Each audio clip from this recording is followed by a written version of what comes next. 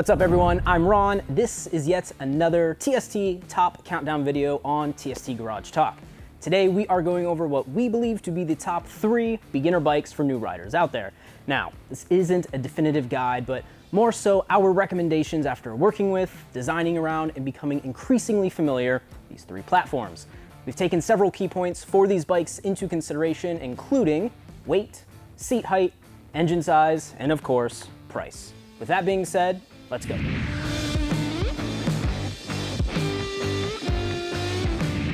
Starting off our list is none other than Honda's mighty mini machine, the Honda Grom. Now in its 3rd generation, this bike has made an absolute massive impact in the mini bike scene, mostly due to its absolutely unique ability to adapt to almost any scenario you throw at it. Urban exploring, check. Dirt riding,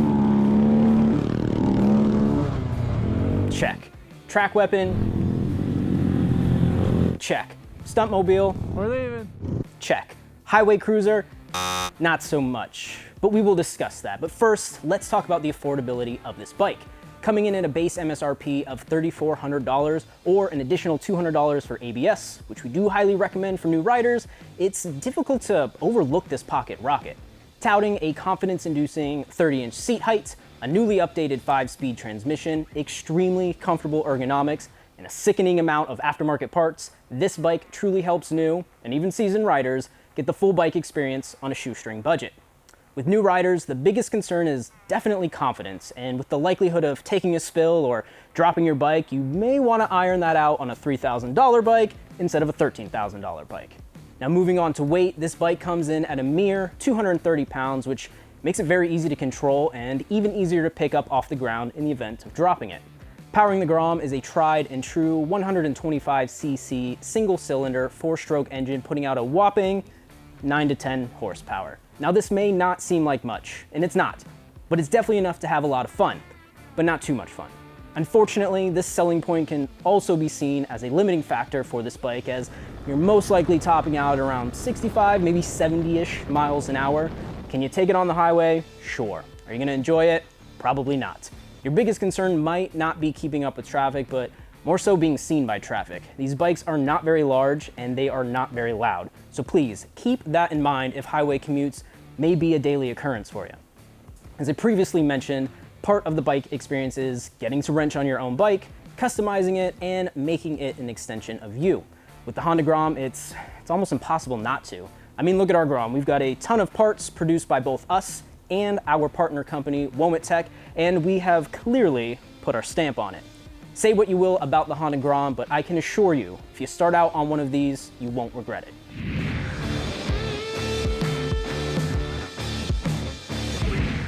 All right, next up on the list is actually a bonus 2-parter brought to you by Yamaha. If you've tuned into our 2 most recent build series, you're surely aware of our familiarity with the Yamaha YZF R3, as well as the newer Yamaha MT03. Nearly identical bikes, yet simultaneously worlds apart. The R3 representing as a sleek, fully fared sport bike, and the MT03 offering some seriously aggressive hyper-naked styling. Sharing an identical 321cc liquid-cooled parallel twin engine boasting a sensible 37 horsepower, these bikes definitely allow a beginner rider to toe that line of fun and thrilling riding styles. Like the previously mentioned Grom, both of these bikes offer an easily manageable seat height of just over 30 inches, 30.7 to be exact, which again offers the confidence new riders will 100% need to develop to truly feel comfortable out on the road. With the direct similarities covered, let's go over what sets these bikes apart. First and foremost, you will be able to pick up the MT03 for a bit cheaper than an R3 to the tune of about $4,800 as opposed to $5,300, so $500 to achieve fairings and clip-ons. Not bad. The MT03 offers a traditional handlebar matched with a much more relaxed and comfortable upright riding position. The ergonomics of this bike will also make it a very comfortable introduction for new riders, especially considering the very wide and shapely tank cover Yamaha has provided. The knee cutouts are extremely natural feeling, but definitely can feel a tad cramped if you're any bit over 6 foot. Weighing in at a manageable 375 pounds, this bike will feel very light and nimble underneath you, and if for whatever reason you drop it, it's pretty dang easy to pick back up.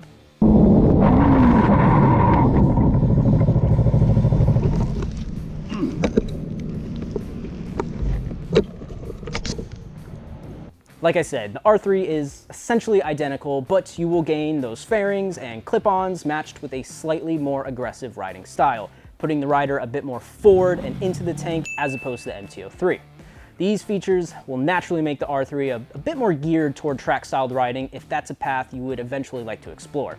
I do want to make a note of the fact that many seasoned riders will say that, this bike doesn't offer enough power, you can't have enough fun, and why not get a Gixxer 1000, bro? Well, just go ahead and check out this clip of Bart hunting down leader bikes at our local track.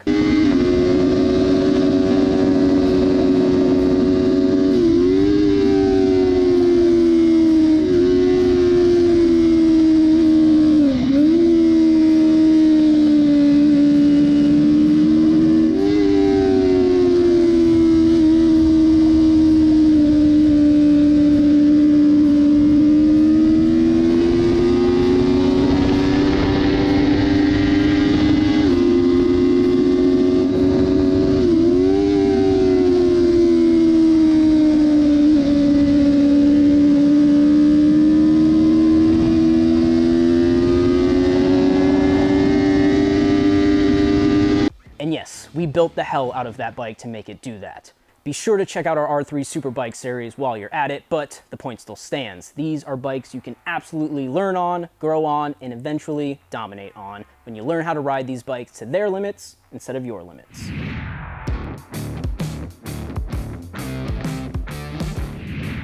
All right, number 3 on our list is straight from Kawasaki's notorious Ninja lineup, the Ninja 400.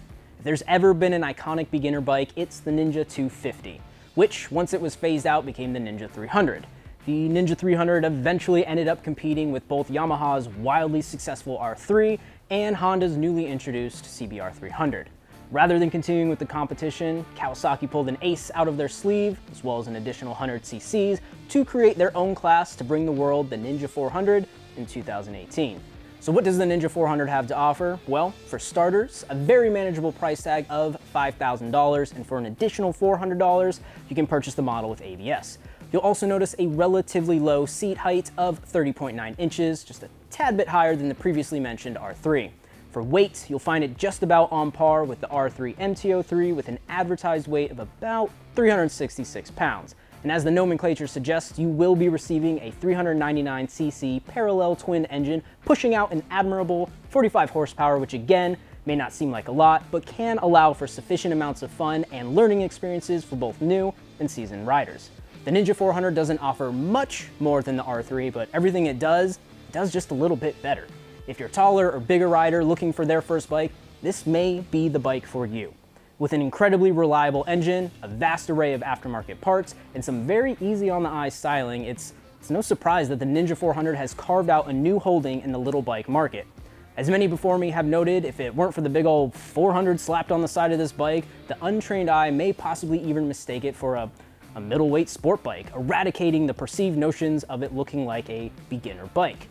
At its base, the Ninja 400 is an excellent platform to either build yourself a beautiful street bike, as you can see from our pristine Ninja 400 we've dubbed Snow White, or even our track weapon Ninja 400 that has collected many accolades in our local race circuits here in Florida.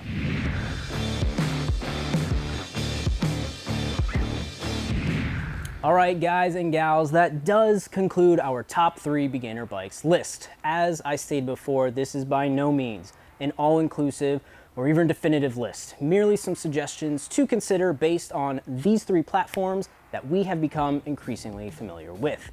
If you are a beginner on the hunt for your very first bike, I do recommend possibly looking for any of these bikes in the used market. There have been tons of riders just like you that made the wise decision to purchase one of these bikes. They mastered the essentials and either decided they wanted a larger or different bike, or even possibly that motorcycles just weren't for them. So take advantage of that. And if you ultimately decide you want the experience of picking your own bike and going to the showroom floor and riding it home, then by all means, do so. If this video has helped you in your journey as a beginner rider, be sure to hit that like button and don't forget to subscribe to stay up to date on any fun and informative content we may put out. Feel free to drop a comment below if you have any personal experience with these bikes as your beginner bike, or possibly think that there may be better options out there. We love to hear from you guys. If any of the parts on these 3 bikes happen to catch your eye, there is a very good chance you will find them available on our website, tsdindustries.com. You might even find some parts for other bikes you may own or are considering to purchase. But as always, thank you so much for your time. I'm Ron, signing out from TSD Industries. Ride smart.